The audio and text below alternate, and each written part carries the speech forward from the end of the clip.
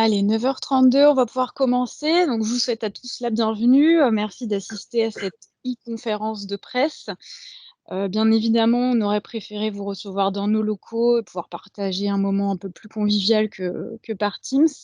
Mais la situation sanitaire oblige, on s'adapte.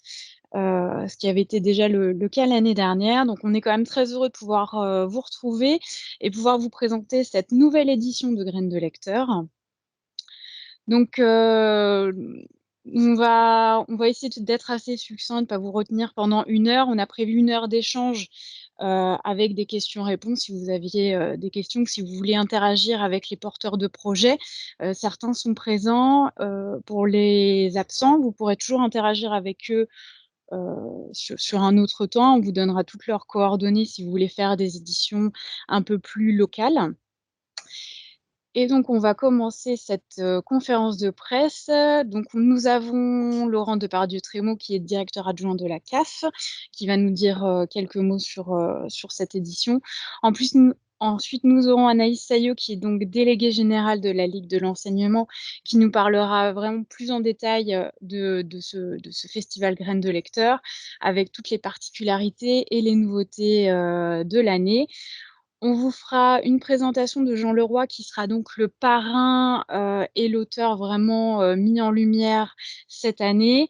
Et puis, on parlera aussi des temps forts de 2022.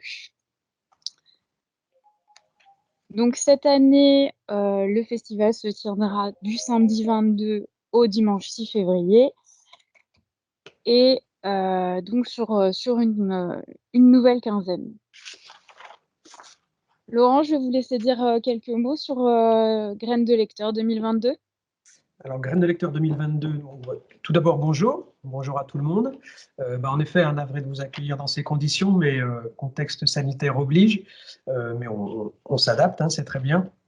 Donc là, une édition qui est un peu plus de la 20e, je crois, ça fait 21e édition, il me semble, donc on est sur un dispositif largement majeur.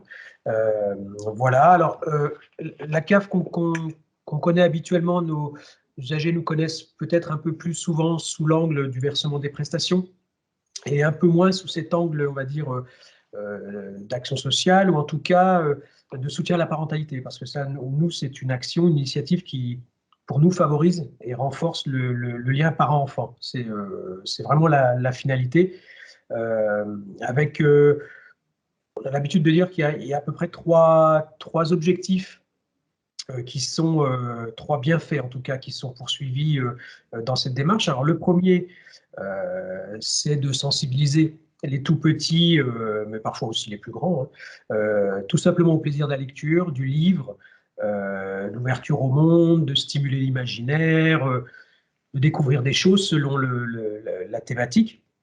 Parce que tout simplement, ce qu'on constate, c'est qu'il y a des familles qui sont plutôt éloignées de l'objet livre, de la lecture, qui ne fréquentent pas les lieux tels que les bibliothèques, les médiathèques, etc. Donc là, il y a vraiment un objectif d'appeler les familles en ce sens. Un deuxième objectif, en tout cas un deuxième bienfait qu'on voit derrière cette initiative, c'est le principe de partager tout simplement un moment privilégié avec ses parents, ou grands-parents, ou frères et sœurs d'ailleurs. Donc nous, c'est là que je vous en parlais tout à l'heure de ce lien parent-enfant, ou parents-grands-parents, enfin en tout cas famille-enfant. Donc là, c'est le temps de partage d'un livre. On se pose, voilà, le temps de lecture pour se poser avec ses parents ou autres. Et puis, un troisième objectif, alors un peu plus, voilà, un peu plus indirect, mais bon, qui est d'actualité encore en 2022. Malheureusement, on a remarqué que ce rendez-vous permet aussi indirectement de prévenir l'échec dans l'apprentissage de la lecture et même de l'écriture. Parce que ce sont encore des remontées qu'on a des écoles, des enseignants sur l'apprentissage de la lecture et ses échecs. Et puis, peut-être un quatrième bienfait, alors un peu plus à part, c'est que en fait, aujourd'hui, à l'heure des réseaux sociaux, d'Internet, voilà, de la vitesse fulgurante à laquelle circule l'information et la connaissance, le tout de suite, c'est peut-être trouver un moment pour se poser, prendre le temps, s'asseoir, prendre un livre, le temps de lire, partager un moment avec ses parents, toucher un livre, le fait de toucher un livre, voilà, il y a des études qui sont faites là-dessus, sur des enfants qui n'envoient plus, je dis des banalités, mais des cartes postales, des choses comme ça, qui ne prennent plus le temps de prendre un livre. Voilà, il y a d'autres outils qui ont leurs avantages aussi, mais ça peut être aussi indirectement cet avantage, c'est de se poser avec l'objet livre et de ralentir un peu le temps, se poser sur son canapé tranquillement, aller à la bibliothèque. Voilà, c'est aussi ce prétexte-là. Donc nous, pour toutes ces raisons, la CAF a fait le choix depuis toutes ces années, depuis un peu plus d'une vingtaine d'années, d'accompagner ce festival Graines de lecteurs. Donc vous allez le voir, il y a des spectacles de lecture de contes, d'histoires, des expos, des ateliers, etc. Donc, et avec, alors, vous le verrez aussi, un fil rouge, puisque habituellement, tous les ans, il y a un fil rouge. On a plusieurs thèmes, les émotions, etc. Et puis, cette année, le thème, c'est le cirque. Et donc, un thème qu'on décline en général, voilà, c'est le fil rouge. Et puis, chaque année aussi, un parrain ou une marraine qui accompagne la démarche. Donc, cette année, c'est Jean Leroy, on vous en dira un peu plus après, un auteur-illustrateur très habitué du public enfantin. Donc, le principe, c'est qu'il ira naturellement à la rencontre des parents, des enfants, des écoles, dans tout le département pour échanger voilà, sur les bienfaits de la lecture. Donc, je termine rapidement alors, en saluant déjà tout le travail de l'ensemble des partenaires qui nous permet un peu chaque année de mettre en œuvre ce rendez-vous, parce que ce n'est pas facile. Chaque année, il faut trouver de nouvelles idées, des nouvelles thématiques. Donc, chapeau pour l'énorme travail qui est fait en amont pendant presque une année, en fait, préparer ce festival. Il y a des groupes de parents, des préparations d'ateliers, etc. Donc, ça fourmille pendant plus d'un an pour aboutir à ce temps fort.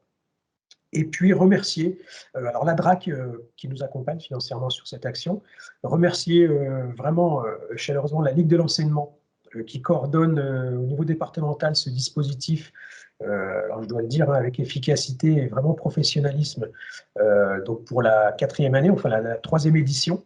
Donc vraiment, je tiens à les remercier vraiment très sincèrement pour le travail qui est fait. Et puis remercier aussi, enfin, voilà, l'ensemble des structures, des écoles qui nous permettent que les livres circulent parmi les familles et qui relaient toute cette information. Donc voilà, je remercie tous ces acteurs, sans qui, évidemment, tout ça ne serait rien. Et puis voilà, donc je laisse la parole. Après, s'il y a des questions, évidemment, comme on avait dit, on sera à même d'y répondre. Oui, c'est vrai que au final, c'est un festival, mais avec tout un panel, en fait, sur la quinzaine, très différent, avec, Anaïs va faire le détail, mais c'est vraiment très large, en fait, ce qui est proposé, et ça demande un temps, effectivement, conséquent, en fait, pour coordonner le tout, et c'est vrai que là-dessus, la Ligue fait un travail remarquable. Justement, la Ligue va pouvoir s'exprimer, donc Anaïs. Peux-tu reprendre la parole pour présenter un petit peu tout l'aspect coordination et l'ensemble des projets? Je vous remercie beaucoup pour voilà, cette présentation. Je suis de rouge, donc on ne verra pas les couleurs sur mon visage et encore moins en visio. Voilà, Graines de lecteur, c'est un projet qui nous mobilise effectivement sur une année complète. Le festival, la 15e Graines de lecteur, est vraiment le point d'orgue de tout ce projet qui se déroule tout au long de l'année, comme l'a très bien expliqué Monsieur Laurent Depardieu-Trémaux. Donc voilà, si vous le voulez bien, du coup, je vais commencer par présenter rapidement voilà, le projet. Alors, Graines de lecteur, un petit rappel mais qui vient d'être précisé sur ce qu'est Graines de lecteur. Donc vraiment le lien parent-enfant avec un public ciblé qui est les plus petits, donc des bébés dès leur naissance jusqu'à 6 ans à peu près, l'âge d'entrer dans l'apprentissage très concret de la lecture et de l'écriture, et puis donc un projet de la lecture jeunesse qui se déroule tout au long de l'année, porté par la CAF du Loir-et-Cher, la Ligue de l'enseignement, le soutien financier de la DRAC et surtout les porteurs de projets que sont les centres sociaux et espaces de vie sociale du département. Voilà, on peut poursuivre parce que je ne vais pas m'étendre plus, vu que voilà, Monsieur Laurent Depardieu-Trémaux a fait l'introduction. Donc, comme il l'a rappelé, tous les ans, on retrouve un socle commun, le thème annuel, le prix littéraire, surtout qui est travaillé tout au long de l'année, l'auteur invité, des lectures, un spectacle départemental, des ateliers, une exposition. Et tout le programme change chaque année pour se renouveler et puis donner envie aux parents, à leurs enfants de participer à ce projet, de rejoindre la dynamique. Et puis, il faut saluer aussi le travail des nombreux bénévoles, des lecteurs qui, tous les ans, se passionnent pour ce projet, proposent de nombreuses lectures, des spectacles aussi, parce qu'ils se mettent en scène. Tout ça pour partager le plaisir de la lecture et surtout le transmettre aux plus petits. Alors, tous les ans, nous avons des nouveautés. Bien entendu, nous en avons cette année en 2021, en 2021-2022, avec donc notamment le prix littéraire qui a changé un petit peu cette année, puisque le prix littéraire est départemental. Donc, tous les ans, nous avons un prix littéraire pour que les enfants et leurs parents puissent élire l'album de leur choix.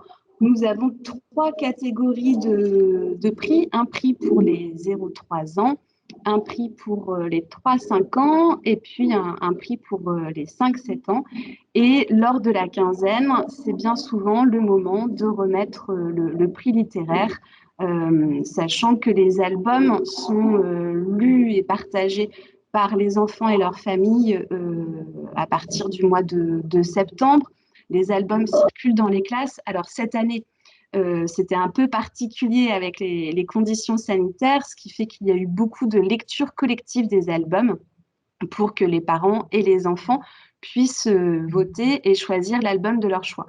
On innove chaque année, donc chaque année, nous nous adaptons aussi au contexte sanitaire pour poursuivre notre projet, le faire vivre surtout auprès des familles, des enfants, avec des petites nouveautés. Tous les ans, nous avons aussi un thème, comme le précisait Monsieur Laurent Depardieu-Trémaux. Cette année, le thème, c'est le cirque. Donc voilà, vous allez pouvoir découvrir tout le programme de la quinzaine à partir de ce thème. C'était un thème souhaité depuis plusieurs années par de nombreuses familles qui nous l'ont réclamé à plusieurs reprises. C'était un thème souhaité par les centres sociaux aussi. Et on a souhaité pour 2022 le mettre à l'honneur et puis enfin pouvoir décliner beaucoup d'activités et de propositions autour du cirque. Alors, vous le verrez dans le programme départemental qui est très fourni. On va avoir des ateliers de création de cirque, ou plutôt de mini-cirque, des créations de personnages, de la fabrication de matériel de jonglage, des ateliers cirque, bien sûr, mais aussi des ateliers équilibre, et puis des petites formes de spectacles de cirque, des spectacles amateurs aussi, et bien sûr des contes, des lectures d'albums autour du cirque. Alors le cirque, c'est l'occasion de prendre conscience de son corps, de se mouvoir, de bouger, de développer la motricité, qui est aussi essentielle pour les tout petits. C'est le moment de partager, c'est l'occasion de partager des moments entre parents et enfants lors des ateliers. Tout ça dans la joie, la gaieté et la bonne humeur, parce que le cirque nous invite à la fête et en tout cas à des moments festifs, des moments aussi conviviaux. que nous adapterons, bien entendu, fonction des conditions sanitaires. Cette année, nous accueillons aussi le spectacle départemental comme tous les ans. Il s'agit cette année du spectacle à portée de main de la compagnie Double Jeu. Voilà, donc une petite forme de cirque pour que le spectacle puisse être accueilli dans les centres sociaux. Un spectacle à partir de 3 ans, donc vraiment destiné aux tout petits. Et voilà, alors on y fait des cabrioles, on y fait des pirouettes, des galipettes, on est vraiment sur les acrobaties qui donnent envie voilà, de jouer, de faire la fête et surtout un petit moment de poésie pour rêver. Cette année, nous accueillons Jean Leroy, le parrain de l'édition, qui est l'auteur invité. Alors, Jean Leroy est un auteur chevronné, puisque il écrit depuis plus de 20 ans maintenant pour les plus petits. Au départ, il était instituteur dans le premier degré. Il avait toujours le plaisir de l'écriture et puis il a fini par décider d'en faire son travail à temps plein et d'y consacrer vraiment toute sa carrière. Alors, vous le connaissez peut-être parce qu'il a écrit des albums qui sont vraiment reconnus et de grande renommée. Voilà, les orteils n'ont pas de nom, Papa Poule, la soupe aux frites qui s'affiche à l'écran. C'est un auteur passionné qui travaille en étroite collaboration avec les illustrateurs. Donc, il y a un vrai travail d'écriture en réponse avec le dessin et les images. Alors, là, vous reconnaîtrez peut-être le dessin des orteils n'ont pas de nom de Mathieu Maudet, un illustrateur avec qui il a beaucoup travaillé et qui a réalisé l'affiche Graines de lecteur pour cette édition 2022. Et puis, voilà, je vous propose d'écouter une petite vidéo pour comprendre comment il travaille avec les auteurs et notamment avec Julia Bruel, avec qui il a écrit Papa Poule. Donc, Jean Leroy a écrit le texte, Julia Bruel, elle en a fait les dessins. Donc, c'est l'histoire d'une petite poule qui ne peut pas pondre son œuf dans le poulailler parce qu'il y a trop de bruit. Et elle va rencontrer un ours dans une caverne où finalement elle est assez au calme et puis ils vont reconstruire une famille. On écoute Jean Leroy qui nous présente son travail d'écriture et son lien avec l'illustratrice.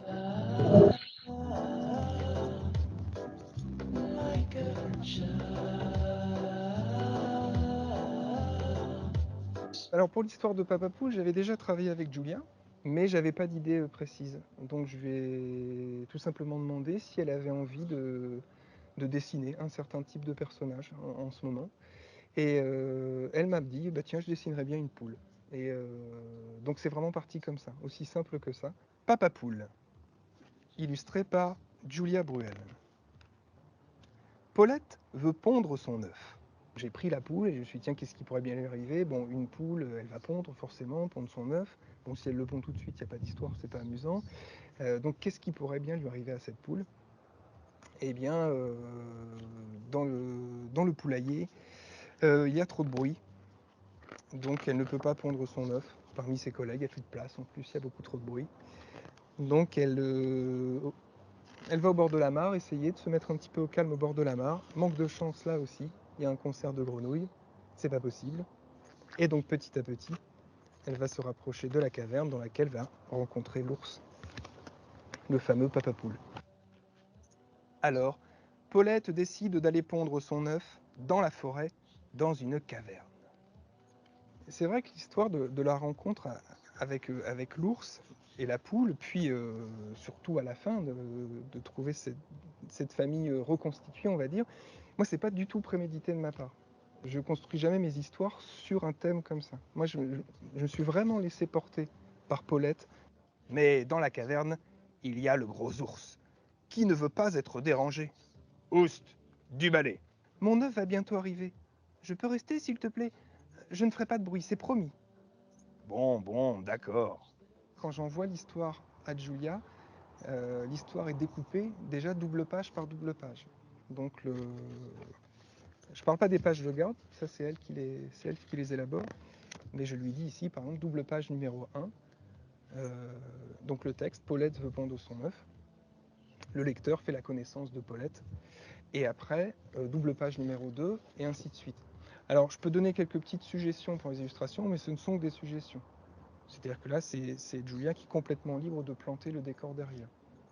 Je suis toujours surpris des illustrations que je reçois et toujours touché, toujours heureux de voir ce que l'illustratrice, là, Julia, fait des textes, quoi. Parce que moi, le texte de Papa Poule tient même pas entièrement sur une feuille A4. Et donc là, non, je ne m'attendais pas du tout à cette poule-là. En plus, bon, elle n'avait jamais décidé de poule, donc c'était une première.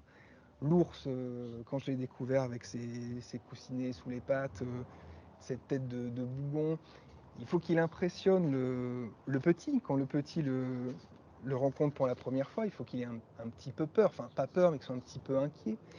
Mais il faut aussi assez vite qu'il ait de la sympathie pour cet ours.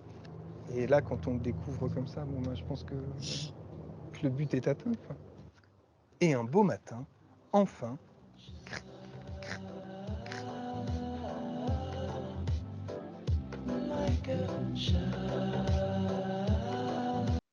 Voilà, merci. Alors, on découvre dans cet album comment Jean Leroy s'inspire et travaille. Donc là, effectivement, c'est parti d'un souhait de travailler avec une illustratrice et puis du personnage.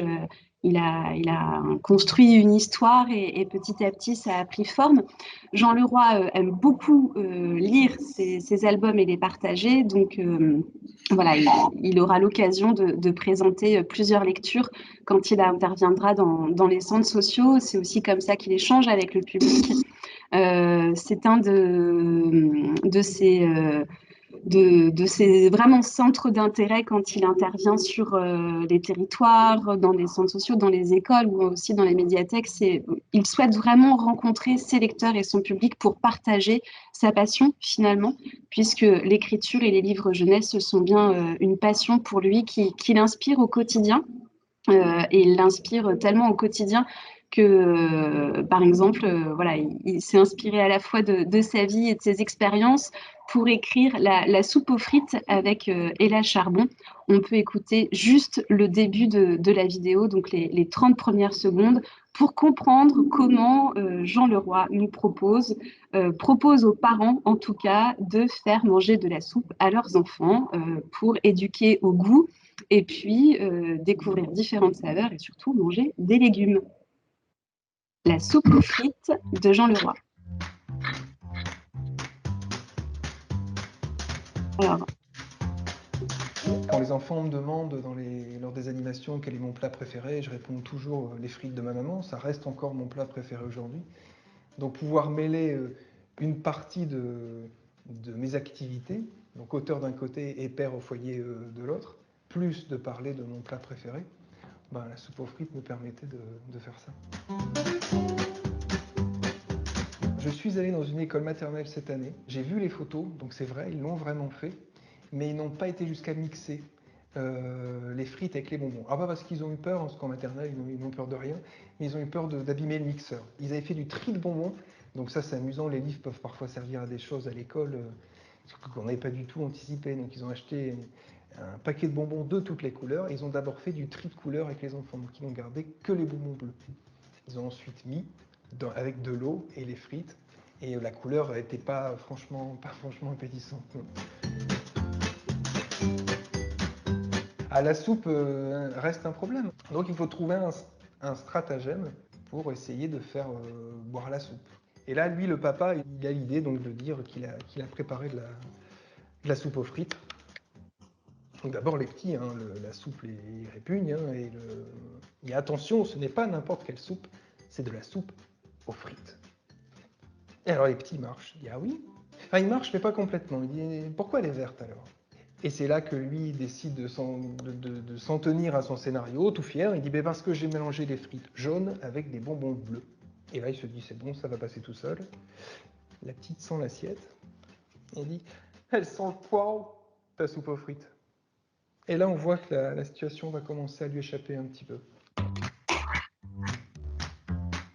Alors, pourquoi des crocodiles? Eh bien, parce que Ella avait envie de dessiner des crocodiles. C'est aussi simple que ça. Et alors, c'est pas une histoire de crocodile, c'est pas une histoire qui se passe dans la savane, mais les crocodiles sont là parce qu'Ella avait envie de dessiner des crocodiles, et que moi, quand j'ai vu ces crocodiles, je me suis dit, ah bah oui, on peut pas ne pas les prendre, quoi. Alors, pour l'anecdote, ce sont aussi des crocodiles rouges, et non pas verts, parce que si on avait mis en scène de la soupe verte et des crocodiles verts, ça faisait un petit peu beaucoup de vert. Alors pour mettre une touche humoristique dans les histoires, moi j'attends toujours beaucoup d'illustratrices. Je sens que des situations vont être amusantes au moment où je les écris. Par contre, c'est vraiment du ressort de l'illustratrice, là, Della, de trouver les expressions, de donner les expressions aux personnages qui font que l'humour va fonctionner. Donc tout ça, c'est vraiment un maître crédit de l'illustratrice. Si c'est drôle, c'est grâce à elle.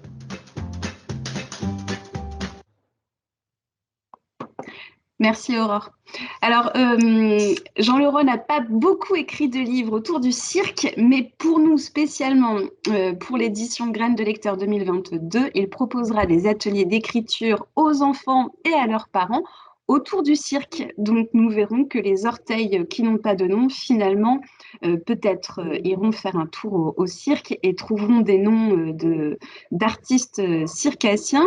Et puis, voilà, il a écrit beaucoup d'autres albums, comme Le Panier, par exemple, où les enfants et leurs parents pourront imaginer la suite et puis voir comment l'histoire pourrait s'envisager dans un cirque. Alors, ce qui est étrange, c'est que Jean Leroy a cette capacité de faire écrire les plus petits, voilà, des 3 ans, donc des maternelles qui ne savent pas encore lire et écrire, mais finalement, il anime des ateliers d'écriture et les enfants arrivent à créer leurs histoires, à imaginer des histoires et donc à avoir de belles lectures ensuite à faire partager à leurs parents.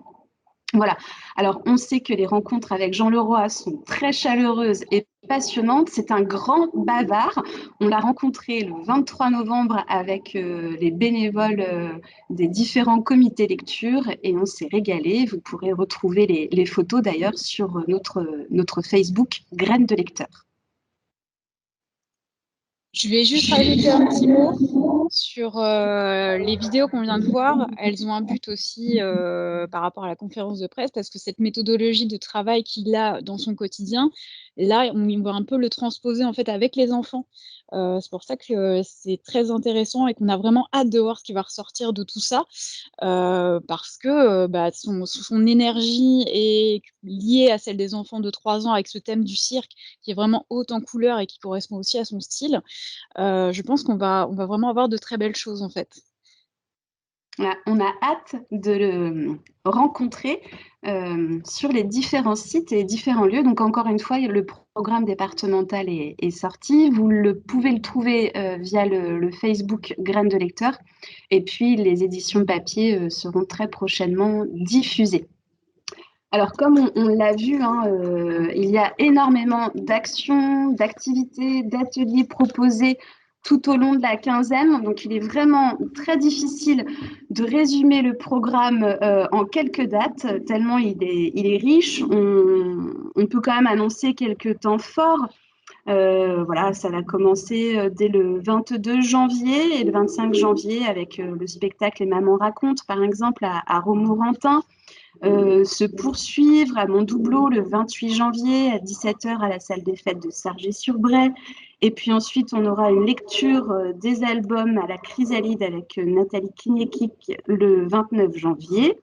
Donc ça, ce sera le matin. L'après-midi à Mirabeau, il y aura l'après-midi Saltimbanque et compagnie avec des initiations art du cirque, des raconteurs d'histoires, bien sûr, la présence des bénévoles du comité lecture qui seront là tout l'après-midi. On a ensuite le 2 février à Romorantin, l'après-midi, c'est le cirque, enfin c'est même une journée entière. Et puis le 4 février, on a la soirée de la Quinière qui est un temps fort aussi qui revient régulièrement. La remise des prix à Blois, à la Maison de Bégon, le 5 février. Le 5 février, toujours l'après-midi, la fête du livre à Vendôme. Et voilà, donc ça, c'est vraiment pour illustrer quelques temps forts que vous pourrez retrouver dans le programme.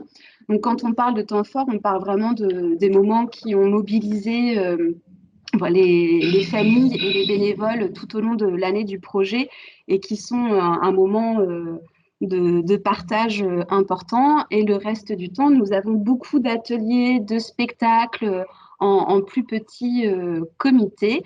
À chaque fois, surtout au vu des conditions sanitaires, bien entendu, il faut contacter le centre social pour s'inscrire, éventuellement être sûr qu'il y a des places, puisque parfois il n'y en a pas toujours. Donc, il est fortement conseillé de prendre les devants.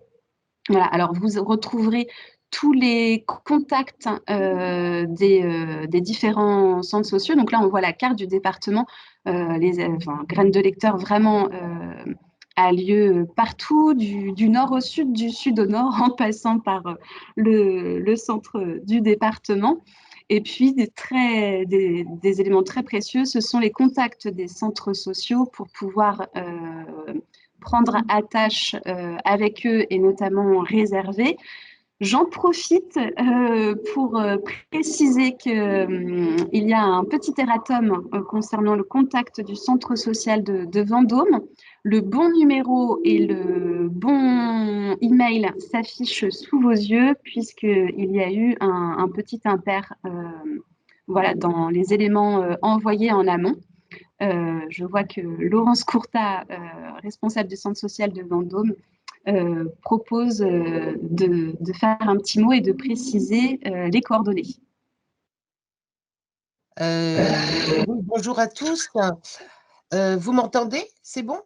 Très bien. Bon. Oui, donc en fait, c'est le numéro de téléphone qui n'est toujours pas bon. Donc, c'est le 02 54 89 46 20. Voilà. Et c'est bien le centre social CATV. Voilà. J'en dirai pas plus. Bon, mais ce sont les aléas. Voilà. Alors, 02 54 89 46 20. On va l'écrire dans le chat et puis à nouveau faire ce petit rectificatif pour être sûr que les bonnes coordonnées soient transmises. Effectivement, alors là, c'est l'enregistrement de la modification qui n'a pas dû se faire. Merci beaucoup, Laurence, pour cette précision. Donc, avec l'actualité sanitaire, entre autres, le Facebook Graines de lecteur est mis à jour très, très régulièrement.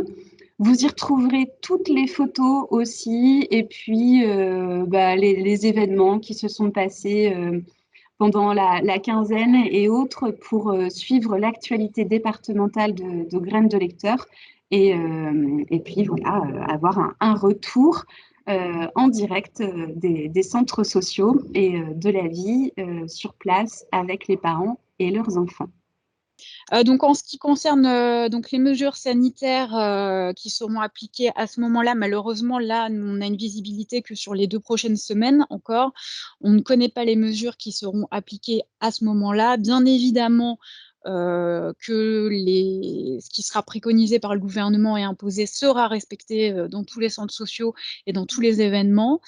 S'il y a besoin de s'adapter, eh bien, nous adapterons. L'année dernière, ça a été fait vraiment avec brio, avec beaucoup d'énergie, ce qu'on discutait avec Anaïs hier à ce propos. S'il y a besoin de repasser sur de la version digitale, on le fera. Ça avait vraiment très bien marché l'an dernier. Il n'y a pas de raison que ce ne soit pas renouvelé cette année. À l'heure actuelle, on est sur le respect des gestes barrières et présentation du pass sanitaire, du pass vaccinal en fonction de ce qui sera décidé par le gouvernement, ce qui sera appliqué. Les gestes barrières, les distanciations sociales, du gel hydroalcoolique, enfin, tout sera vraiment fait pour garantir la sécurité de tout le monde. Mais voilà, ça pour le moment, on ne peut pas trop dire, s'avancer sur ce qui sera possible de faire à ce moment-là. Donc, pour le moment, voilà, les gestes barrières, la distanciation, se laver régulièrement les mains, l'aération des pièces qui seront en intérieur. Et puis, de toute façon, on verra donc le 22 janvier, mais on n'a pas de doute en tout cas sur la mobilisation des équipes et la réussite de cette édition 2022 de Graines de lecteur. Voilà. Si personne n'a de questions, je vais clore ici cette conférence de presse. Je remercie donc Monsieur Depardieu-Trémaux d'avoir assisté à cette conférence et Anaïs Saillot donc de la Ligue de l'enseignement pour cette présentation. C'était assez complet, mais je vais vous renvoyer donc un lien vidéo avec l'enregistrement donc de cette présentation à la presse. Je vous remercie et puis je vous souhaite une excellente matinée, une excellente journée et hâte de vous retrouver donc dès le 22 janvier pour Graines de lecteur. Je vous souhaite une bonne journée. Bonne journée. Merci beaucoup. Bonne journée.